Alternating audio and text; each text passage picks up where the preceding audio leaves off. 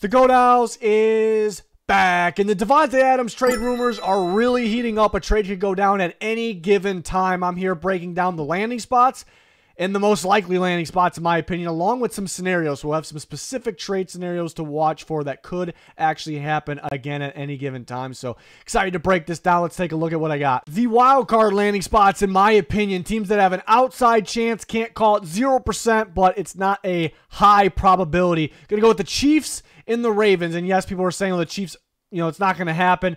Probably right, but I think there's some sort of small chance. The question is, do the Raiders want to trade them to a division rival? Let's say they're the only offer of a second-round pick. Other teams are offering less. Then I think it's certainly possible. It does feel like the Chiefs want to kind of give a trial run of what they have. Considering that their guys like Hollywood Brown, maybe Rice could come back for a playoff run potentially. So I do think the Chiefs are unlikely, but if they have the best offer at this point, the Raiders want to collect picks, the best possible picks, so they are in position to possibly trade up if they have to for that quarterback of the future in the future draft. So I don't think they would be totally against it. Again, I'm just not counting on it. The Ravens, haven't heard much about the Ravens. Adams posted that, had that Instagram post about Edgar Allan Poe. People thought the Ravens. So that's really the only thing, there. They could use another receiver, obviously. Zay Flowers kind of carrying that group, but guys stepping up. They have multiple tight ends making plays. So I can't say 0% chance, but it's probably pretty close. These are wild card landing spots. Unlikely, but we cannot rule them out. A team that I think has a chance is going to be the Buffalo Bills. I don't think it's a super high probability, but it's not nearly as low as the previous wild card teams that we talked about. Teams with a wild card chance, but the Bills have a little more than that. It's been reported they've shown interest, and they definitely could use a receiver. It's kind of showing so far. It's kind of Shakir was out this last week. He's their top target, a true slot receiver. Coleman, not always on the field. He did make a play against the Texans in Week 5, but just not a whole lot of consistency. Dalton Kincaid looks good as a weapon. I think they expected a little bit more from him, so they definitely need another target out there. They're just not a team that's going to throw a lot at the Raiders for Davante Adams, and they also don't want to pay a lot. So some things would need to happen. They're probably not going to pay a second-round pick. The Raiders are going to have to pay a portion. Adams might have to redo his contract, and it's going to cost more than a third-round pick if the Raiders are going to pay a big portion. And all this is because the Bills they don't have a ton of cap space. They don't want to value the receiver position. They kind of devalued it, getting rid of Diggs. So it's kind of contradicting in a way of the Buffalo Bills to go all out, spend a second-round pick. It might be a little contradicting even they go a third-round pick and maybe something else, and then pay Adams a lot of money.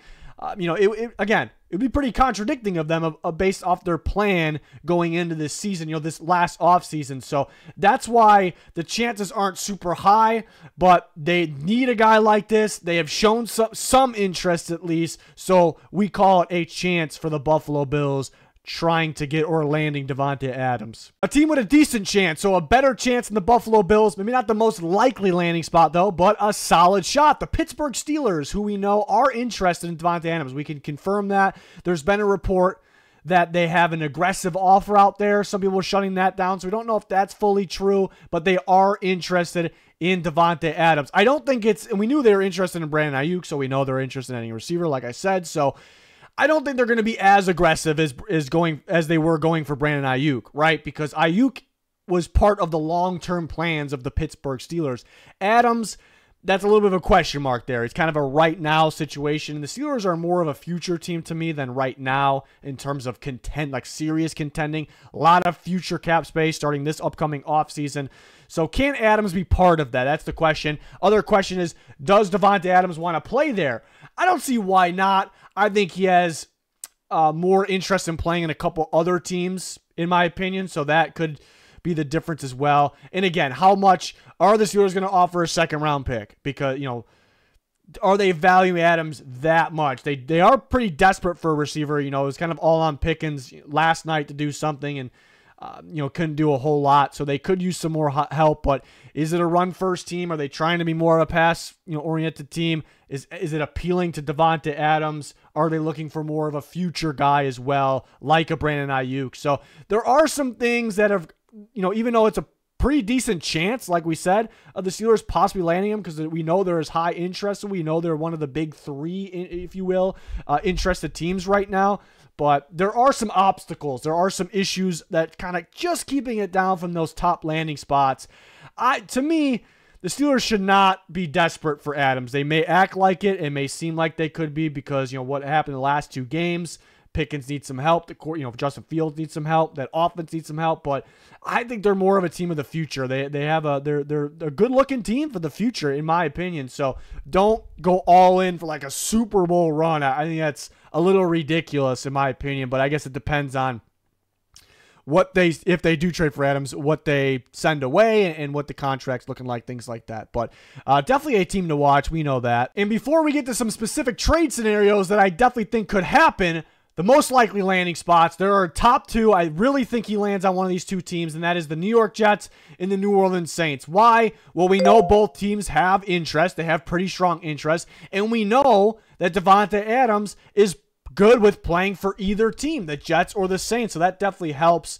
The Jets have a decent amount of cap space right now. The Saints do not. So that's the difference there. The Jets don't necessarily need the Raiders to pay a portion. They may want them to. The Saints are going to need the Raiders to pay a portion, and they may need Adams to tweak his contract as well. So that is the difference between those 2 teams. But high probability, my money is on one of these 2 teams landing him. But I'm glad we talked about the other teams. It'd be pretty crazy if there was an off-the-wall team.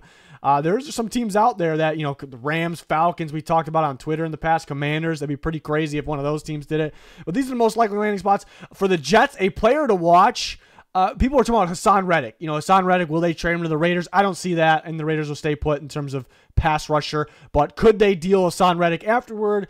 I don't think it has anything to do with Adams. If they acquire Adams, it's still the same thing with Reddick. But a player to watch, Mike Williams. Could they involve Mike Williams? And I'm not necessarily saying that, but I think there's a chance they could involve Mike Williams in a trade to the Raiders. But I would watch for Mike Williams leading up to the trade deadline if they acquire Adams. Do they ship him off? An expiring contract could be cheaper. The Jets could even pay a portion of that when the time comes, if it's necessary, and they can get a smaller pick, because if they upgrade with Adams, they don't necessarily need Mike Williams. I don't think they're going to trade Rodgers guy Lazard. Of course, Garrett Wilson's going to be a full-time starter with Adams. So that is a guy to watch, I think, more so leading up to the deadline, or could be involved in a trade like that. So watch for Mike Williams. But let's go on to some scenarios here that I definitely could see happening. And they're pretty unique because it's different per team, in my opinion, at least. Starting with the New York Jets, who are known as, again, a most likely landing spot. And the Raiders are asking for a 2nd-round pick.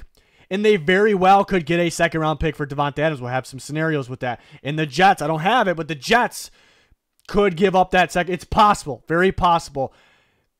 The sense around the league right now is he could go for less. That was the starting asking price. It just seems very clear that he's going to be traded. The Raiders want to get rid of him, not for nothing. And then Adams wants to go elsewhere. So maybe the Raiders are losing a little leverage. So the sense around the league is maybe he goes for a little less than a 2nd-round pick.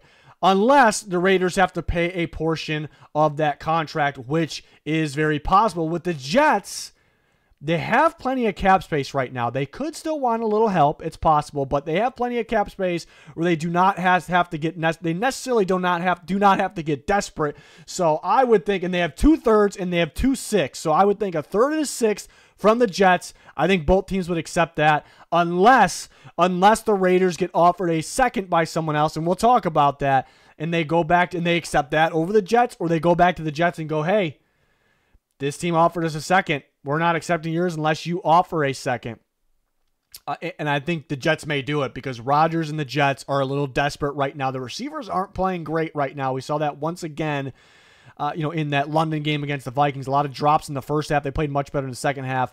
So they could get desperate. Another obstacle is if another team offers a 2nd, and maybe they don't go back to the Jets to ask him for a 2nd, because that other 2nd, depending on the team, could be more valuable. It could be a projected better pick. So that is the tough part with the Jets. So I wouldn't say it's a Jets lock right now. A team could beat them out, and we're kind of going to talk about that here. But I do have another Jets scenario. And we kind of touched on Mike Williams a little bit, so I thought I would throw this in there. I'm not really counting on it. I'd say Mike Williams is more of a guy to, and the Raiders could want another target. because they're going to try to compete. So I could see it.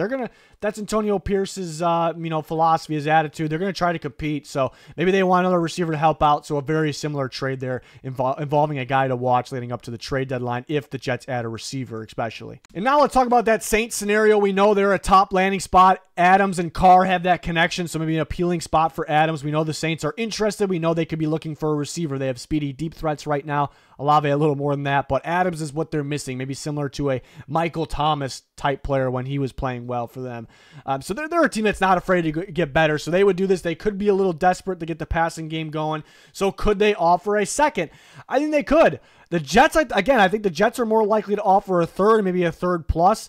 They don't really need the Raiders to pay a portion, so they have a little leverage there. Maybe they have a little leverage because Adams' preferred top landing spot could be the Jets, so maybe they wouldn't offer a second. The Saints might be a little more desperate, or maybe not. The Jets could be desperate, but the Saints need the Raiders to pay a portion and or Adams to tweak his contract, so that makes the value go up. So the Saints might go like, we gotta have him, so we're gonna offer a second. We're gonna beat everyone else out.